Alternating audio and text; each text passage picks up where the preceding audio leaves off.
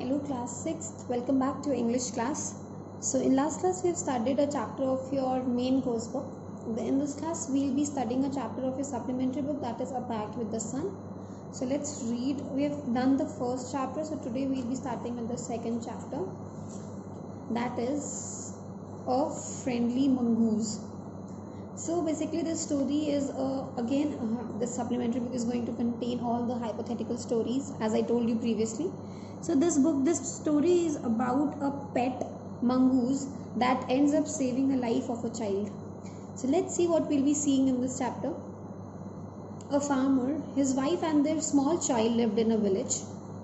There was also a baby mongoose in the house who they believed would be their son's companion and friend in future. One day the farmer and his wife went out, leaving the child alone with the mongoose.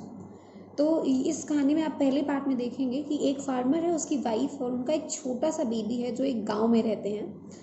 उनका जो उनके घर में एक baby mongoose भी है जो कि ऐसा माना जाता है कि बड़े होकर इनके बेटे का, जो छोटा सा बेटा है, उनका फ्रेंड और कंपेनियन बनेगा फ्यूचर में. और एक दिन ऐसा होता है कि फार्मर और उसकी वाइफ अपने बच्चे को घर अकेले छोड़ के जाते हैं मंगूस के साथ. So let's read the story. Once a farmer and his wife lived in a village with their small son. They loved him very much. We must have a pet, the farmer said to his wife one day. When our son grows up, he will need a companion. This pet will be our son's companion. His wife liked the idea. One evening, the father brought with him a tiny mongoose. It's a baby mongoose, said his wife, but will soon be fully grown. He will be a friend to our son. तो once एक बार की बात है कि ये farmer और उसकी wife जो विलेज में रहते थे, इनका एक छोटा सा बेटा था. वो उससे बहुत प्यार करते थे. वंस दे वो टॉकिंग, और बात ऐसी हुई कि फार्मर ने अपने वाइफ से बोला कि हमारे पास एक छोटा सा पेट होना चाहिए जो कि हमारे बच्चे के साथ बड़ा होगा और उसका कंपेनियन बनेगा आगे चलकर. ये जो पेट होगा एक फ्यूचर फ्रेंड की तरह रहेगा.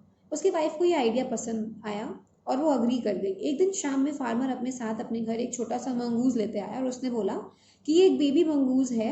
उसकी वाइफ ने बोला लेकिन जल्दी ही पूरा बड़ा हो जाएगा और हमारे बेटे का सन बनेगा. Then both the baby and the mongoose grew. In 5 or 6 months, the mongoose had grown to its full size, a lovely animal with 2 shining black eyes and a bushy tail. The farmer's son was still a baby in cradle, sleeping and crying alternately.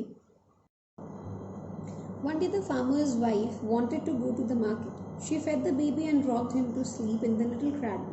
Picking up the basket, she said to her husband, "I'm off to the bazaar. The baby is sleeping. Keep an eye on him." "Frankly, I don't like to leave the child alone with the mongoose." "You need not be afraid," said the farmer. "The mongoose is a friendly animal. It's as sweet as a baby, and they are the best friends, you know." The wife went away, and the farmer, having nothing to do in the house, decided to go out and take a look at his fields not far away. He ran into some friends on his way back and didn't return the home for quite some time. तो आगे क्या हुआ? और दोनों baby और mongoose grow करने लगे.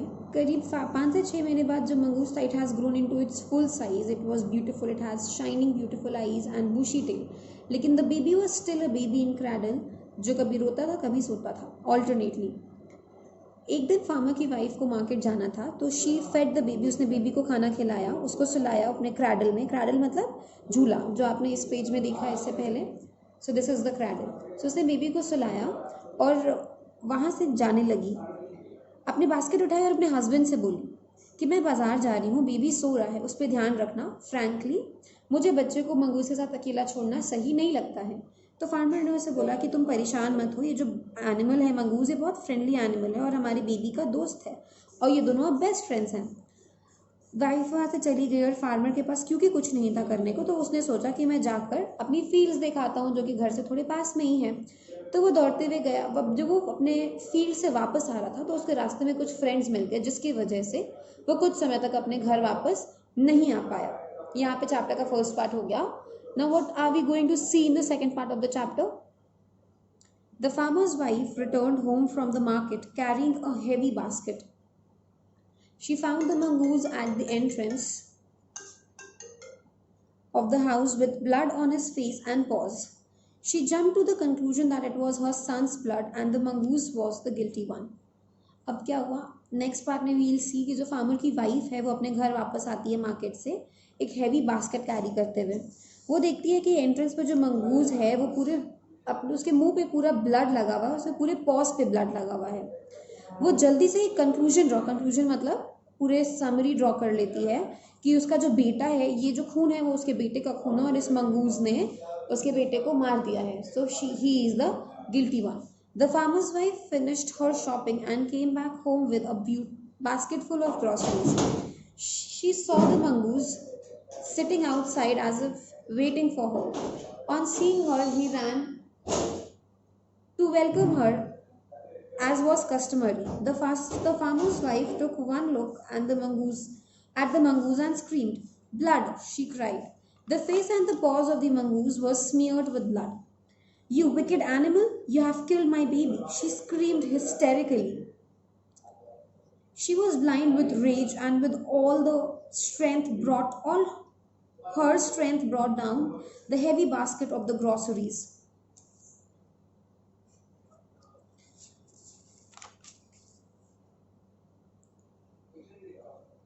On the blood-smeared mongoose and ran inside to the child's cradle. The baby was fast asleep. Put on the floor lay a black snake, torn and bleeding. In a flash, she realized that what has happened. She ran out looking on the mongoose. "Oh, you saved my child. You killed the snake. What have I done?" she cried, touching the mongoose who lay dead and still, unaware of her sobbing. The farmer's wife, who had acted hastily and rashly, stared long at the dead mongoose. Then she heard the baby crying. Wiping her tears, she went in to feed him. आगे क्या हुआ, what happened in the story, कि जो farmer की wife थी ये अपनी shopping finish करके घर वापस आती है। इसके हाथ में बहुत बड़ा सा एक बास्केट है that is full of groceries, मतलब खाने पीने की चीज़ें। उसने देखा कि ये जो मंगूज है वो बाहर उसका वेट कर रहा था। वो दौड़ते हुए उस मंगूज के पास गई, वो मंगूज दौड़ते हुए उस लेडी के पास गया, क्योंकि ये कस्टमरी था। कस्टमरी मतलब एक बेसिक रूल था कि जब भी वो बाहर से आती थी तो वो उसकी वेलकम करने के लिए गेट पर जाता था। फार्मर की वाइफ ने देखा कि मंगूज के पूरे फेस पे ब्लड लगा हुआ है, पूरे पॉज पे ब्लड लगा हुआ है, पूरा का पूरा वो मंगूज जो था that was smeared with blood. उसकी वाइफ ने मंगूज को ऐसे देखा, वो बिना कुछ सोचे समझे उसने चिल्लाना शुरू किया, "यू विकेड एनिमल, तुमने मेरे बेबी को मार दिया।" विकेड मतलब गंदा, बुरा। "तुमने मेरे बेबी को मार दिया", और जोर जोर से चिल्लाने लगी। स्क्रीम्ड मतलब चिल्लाना, हिस्टेरिकली मतलब in a shocking way. She was blind with rage, वो गुस्से से अंधी हो चुकी थी और जितना उसके पास ताकत था वो सारा ताकत लगाते हुए उसने भारी सी जो बास्केट थी ग्रोसरीज की उसको सीधे मंगूस के ऊपर फेंक दिया। और वो उसको ऊपर फेंकते हुए वो जल्दी से अपने बच्चे के क्रैडल की ओर भागी। जैसे ही उसने अंदर पहुंचा उसने देखा कि उसका बेबी आराम से क्रैडल में सो रहा है और फ्लोर पर एक ब्लैक कलर का सांप है जो कि बुरी तरीके से ब्लीड कर रहा है। एक झटके में उसे रियलाइज हुआ कि पूरा का पूरा इंसिडेंस क्या हुआ था। दैट मीन्स कि ये जो एनिमल स्नेक है ये आया था बेबी को मारने के लिए, लेकिन उस मंगूज ने क्या किया, इसे मारकर इस बेबी की जान बचाई। In a flash she realize what has happened.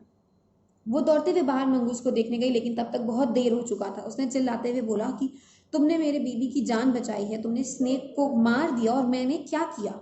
ये चिल्लाते हुए वो बस मंगूस को टच करके देखी और मंगूस मर चुका था। It was dead and still. क्यों? बिकॉज उसने वो भारी सी जो बास्केट थी वो उसके ऊपर फेंक दी थी। अब मंगूस को नहीं पता चल रहा था कि वो रो रही है या उसे किसी बात का दुख है। He was unaware.